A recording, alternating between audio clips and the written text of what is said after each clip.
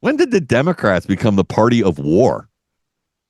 This is kind of a strange Well, political yeah, twist. you used to see, all the Vietnam Yeah. protests and all the give peace a chance, and now they're the ones that, first of all, the last 4 years, that's all they wanted to do was fund war, and then now then they're mad at the Republicans for not doing yet more war. So it's a bit of a head scratcher. I've often wondered that.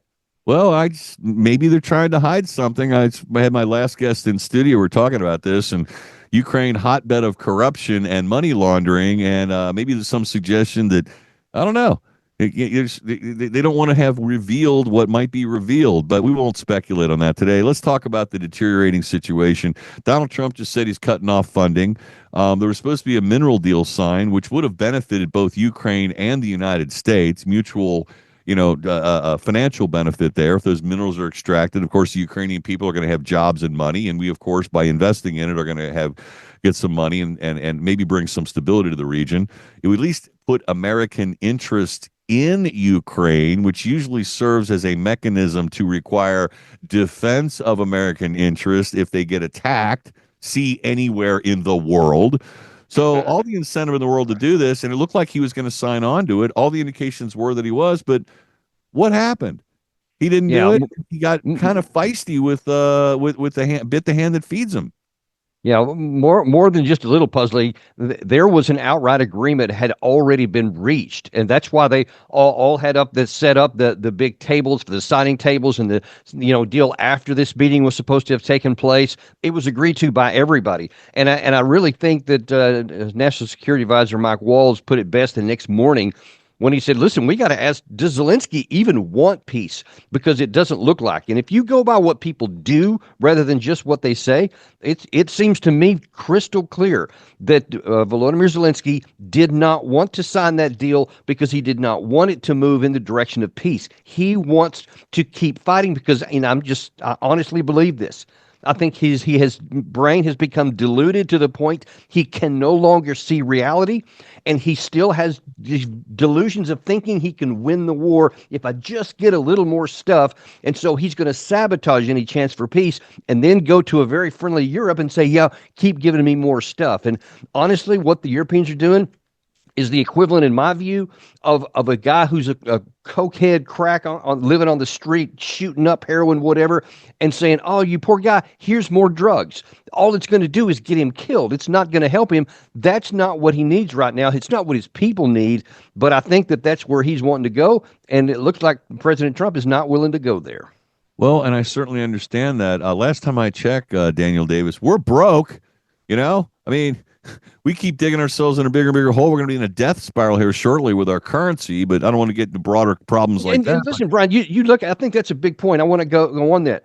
We're already cutting hundreds of thousands of government positions because we are in this big deficit spending. That's why he's cutting all this stuff, in addition to some inefficiencies. But also, we just don't have the money. Now, what sense does it make to say we're going to cut American jobs and then give money indefinitely for somebody else to fight a war that can't be won? He's not going to do that because he really does want to cut spending and sees where things aren't working.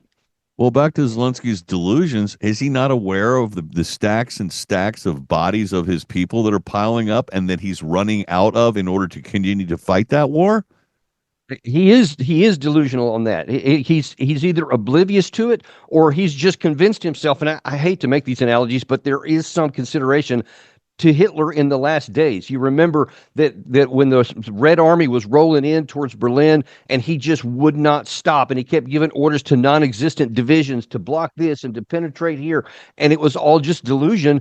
And he could see around him it wasn't true, but he kept going. And I think Zelensky's in a similar spiraling dynamic right now, and it's going to take somebody from the outside, President Trump, to cut that off. Wow. And most notably, another parallel can be drawn. I guess they're going to start recruiting 12-year-olds to fight the war like the Nazis did.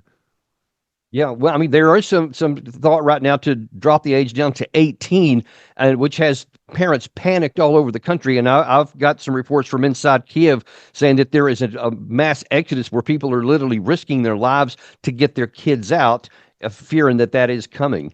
Well, is this maybe in part a face-saving measure? Because I know Zelensky doesn't want to cede any territory, which you and I both know, in order to resolve this conflict, that's going to have to happen.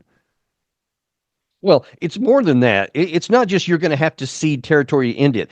The territory is gone, past tense.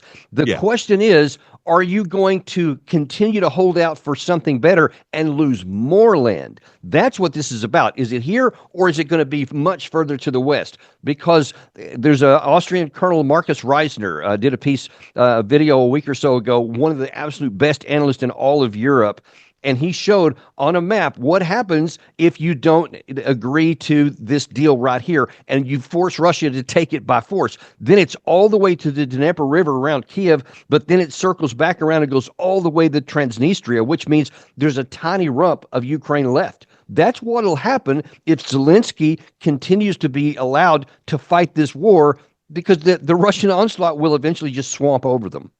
Now, I'm not overly or entirely familiar with the system of government they have there, but Zelensky's coming across as sort of like an autocrat or a dictator. It's like he has the final say on everything.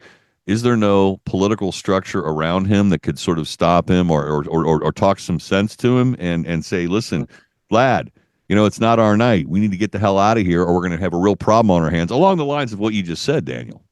No, there's not. Because of the martial law that he Yeah. declared when this thing started, that trumped everything else in his constitution. And now, even though they went past the election, there's no plans for another election. He has literal dictatorial powers. You saw the new director of national intelligence, Tulsi Gabbard, was on Fox a couple of days ago, and she pointed out, look, this is not democratic. You can't Right. get rid of your political parties about the newspapers you don't like it at all and then say you're democratic, because there is no democratic actions regardless of what words anybody uses. Well, I mean, he may be setting himself up for some sort of coup then. There is some concerns on that, and I think they're valid, and it could come from any number of sources. It's not even just one, because eventually the Ukrainian people, aren't going to want to just commit suicide by continuing to fight a war that they know they can't win, and people may take action into their hands. It's happened a lot in history. It certainly has. And, the other component of this that can't be left by the wayside is the practical reality that you and I have talked about many times over the past several months, that there are large swaths of Ukraine that are all Russian. They're ethnically Russian. They align themselves with Russia, and they're not unhappy about the Russian advancements into their particular regions. They're quite comfortable with it. Well, there are, and along those lines, there is increasing evidence that there could be a 2013, 2014 style uprising on the Ukrainian side of the line of contact, about some ethnic Russians saying we're tired of all this, and then they may rise up and create new partisan warfare kind of stuff, all of the France in World War II, which could be the final death knell for all this. We'll see if that manifests, but there's growing evidence that there's a preparation for that.